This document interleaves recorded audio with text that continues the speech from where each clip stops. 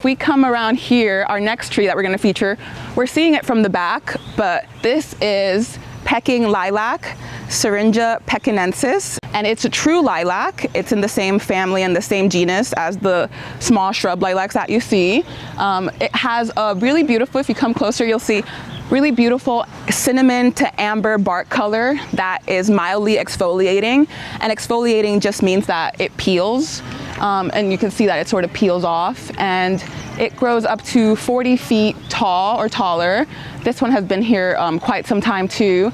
It has a beautiful spring bloom. The flowers are creamy ivory color, and the leaves are small, green, and just really pleasant to look at. This is a beautiful tree. Sometimes people think that we can't grow lilacs in the South, but we sure can, and the fruit capsules are held on in the tree until the late summer, so it provides just more seasonal interest. And yeah, this is one of my favorite trees too, especially in the first flush of its flowering. It emits a beautiful scent.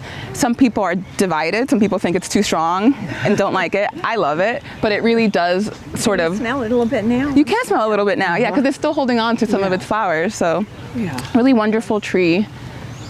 That's the tree lilac. So if we continue on towards where you guys are, we'll head that way for our next tree. Your hair is gorgeous, by the way. Thank you so much.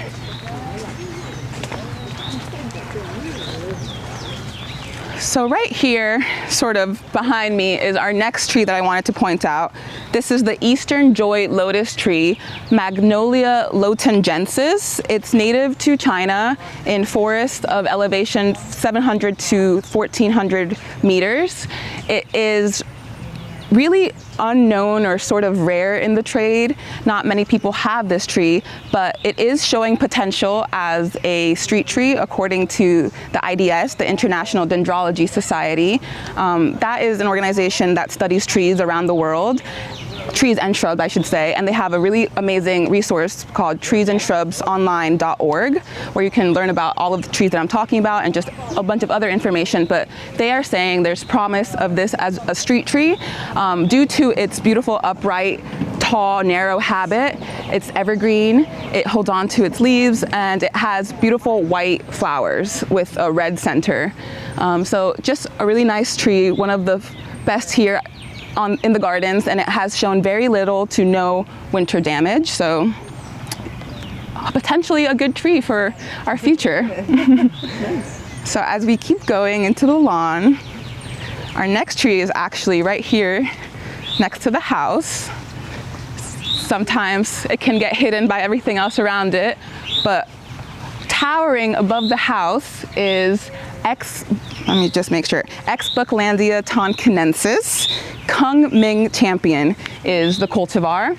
This tree, this huge tree, was grown from seed, collected by Tony on an expedition trip to China, China's Kunming Botanic Garden.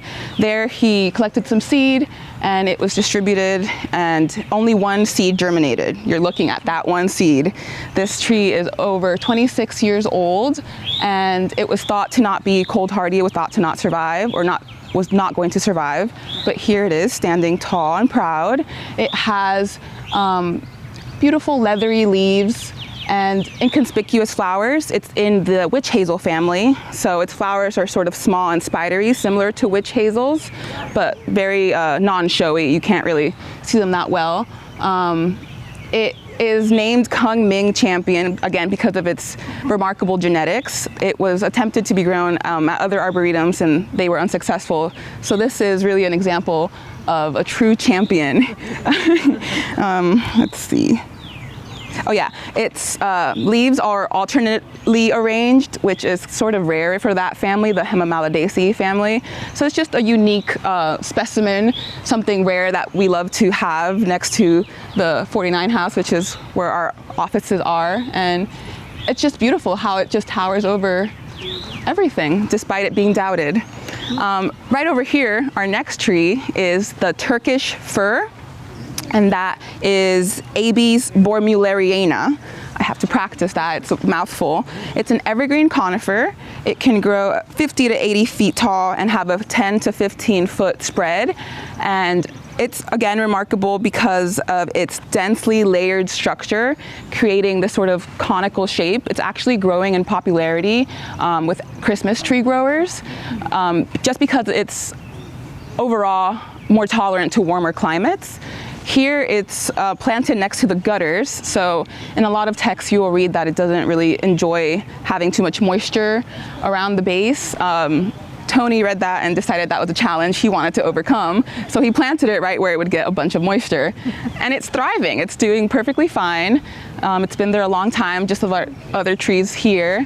And it grows, its typical habitat is native to Turkey in mountains around the Black Sea. So usually higher elevations, but still absolutely happy here, thriving in our Piedmont area. Is it one tree with two trunks? Or it is one tree with two trunks, yeah.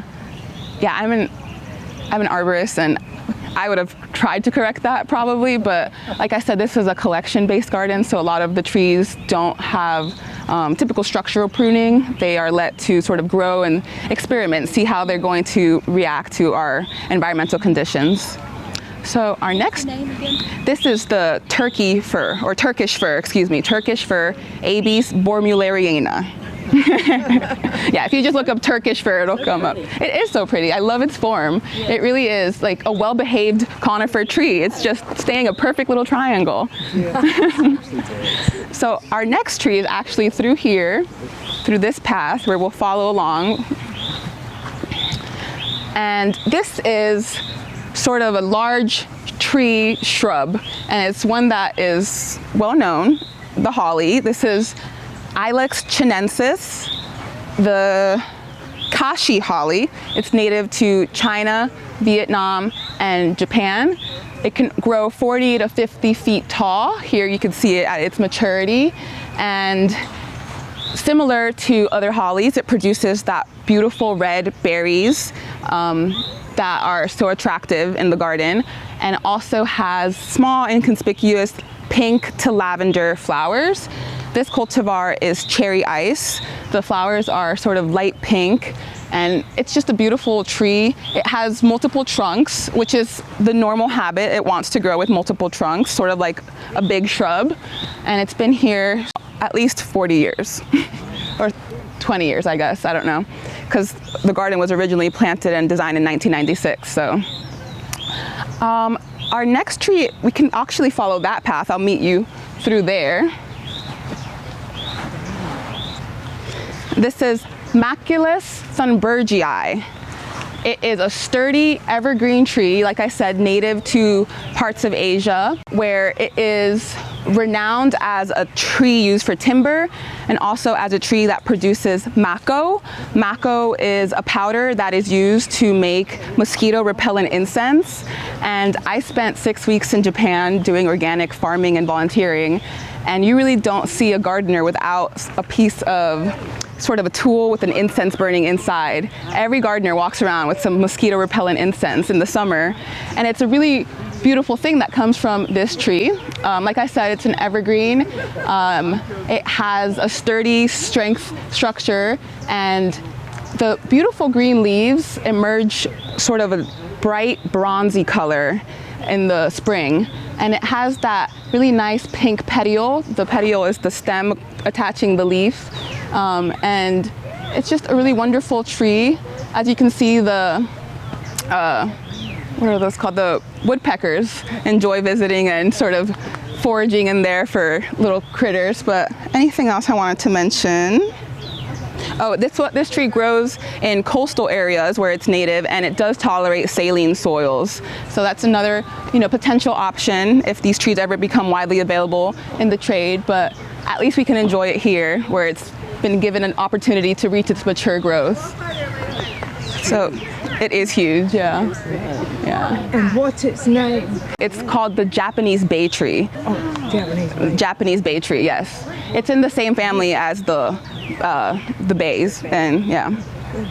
We're going to visit a common tree to us in our area, but a different variety of that common tree. It's the crepe myrtle, and this is a special kind of crepe myrtle. This is Lagerstroemia limii. So here it is.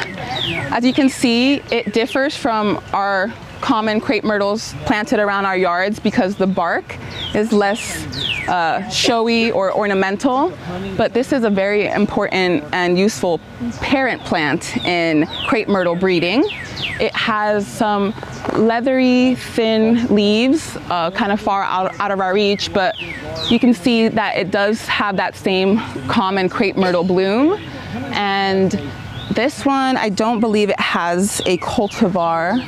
Oh, it does. This is Delightful Pink.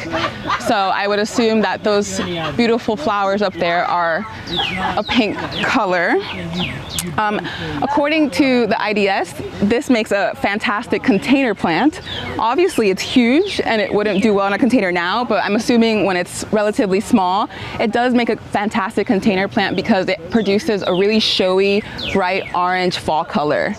And it's just absolutely gorgeous. So although it doesn't have the showy bark that other crepe myrtles do, it still has a really beautiful fall show, and it just makes a great tree. I mean, it's one of a kind. It's rarely found in any botanic collection in the US, but it is used in breeding, like I said, so it's a really great tree.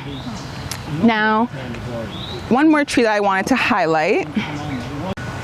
So right here above us is the dawn redwood, Metasequoia, glyptostroboides. This is cultivar Ogon. This is a really beautiful tree. It thrives along ponds or water gardens. We have it here very close to our pond. It's a deciduous conifer tree, which means that it will drop all of its needles.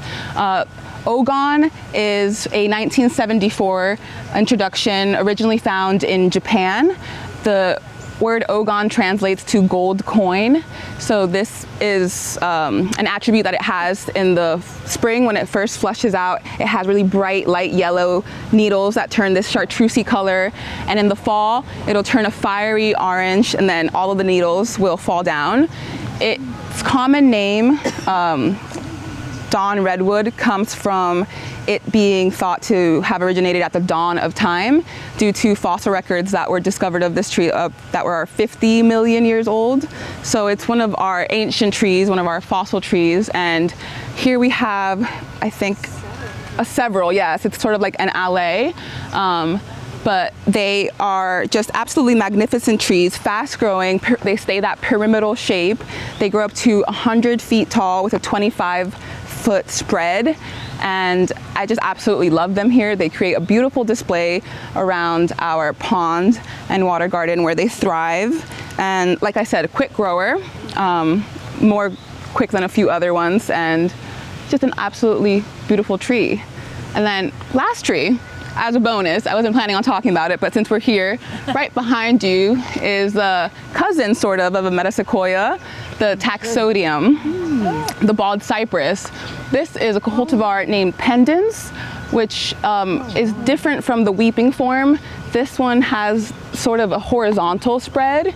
Also a deciduous conifer, which means that it sheds its needles in the fall. And this one actually is holding on to its fruits at the very tips. I'm not sure if this one produces knees like the other bald cypresses do. We'd have to crawl into the garden and see if the knees are there, but yeah, those are some of the trees here at JLBG.